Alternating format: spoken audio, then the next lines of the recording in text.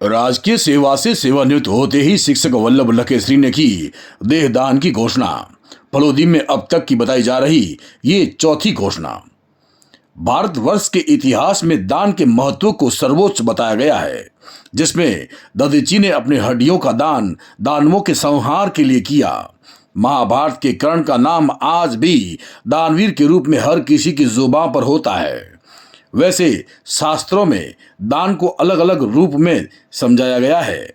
ऐसे ही वर्तमान परिवेश में अंगदान, रक्तदान कर लोग मानव सेवा के कार्यों में अग्रणी रहते देखे जाते हैं। ठीक इसी तरह फलोदी के शिक्षक वल्लभ लखेश्री, जो राजकीय उच्च माध्यमिक विद्यालय एसएमबी फलोदी से अपनी 34 वर्षीय राजकीय सेवा से निवृत्त होते ही स्थानीय जनप्रतिनिधियों, गणमान्य नागरिकों की उपस्थिति में अपनी देहदान की घोषणा कर दी, जो अपने आप में किसी महादान से कम नहीं।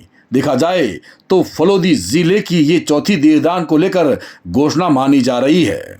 लखेश्री की इस फैसले पर नगर सभापति पन्नालाल पहलवान, उप सभापति मोहम्मद सलीम नागौरी, वरिष्ठ लैब टेक्नीशियन अशोक कुमार सोनी द्वारा भूरी भूरी सराहना की गई। सर, मैं सर्वप्रथम जो हिंदुस्तान का चौथा स्तंभ है मीडिया, उसका अभिनंदन स्वीकार दिल से करना चाहता हूं कि मेरी बात को आप आगे से आगे पहुंचाएंगे, कोई प्रेरणा के रूप में काम करेगी, विशेषकर आने वाली पीढ़ी के लिए। इसके लिए पुनः आपको धन्यवाद। जी सर। ये जो आपकी सेवाएं थी, इसके बाद में आपने जो है ये फैसला लिया, ये घोषणा की कि मैं देहदान करूंगा, ये किसकी प्रेरणा है, किस तरह से ये फैसला लिया गया?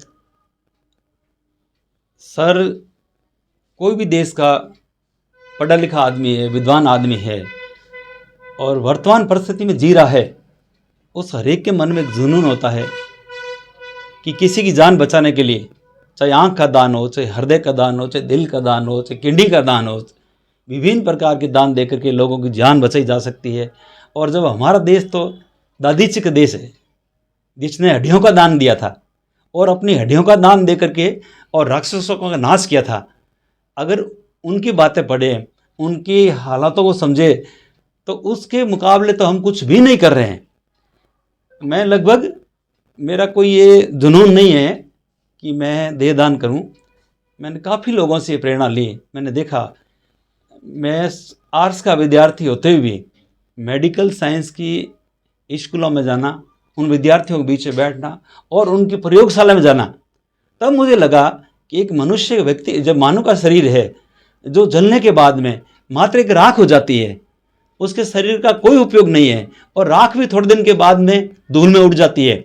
अगर वही शरीर किसी बंदे के प्रयोग परीक्षण के लिए काम आए, उसके लिए किसी जीवन दान देने के लिए अगर अंग काम आए, तो कितना बड़ा ये धर्म का काम है, मानवीय काम है, इंसानियत काम है।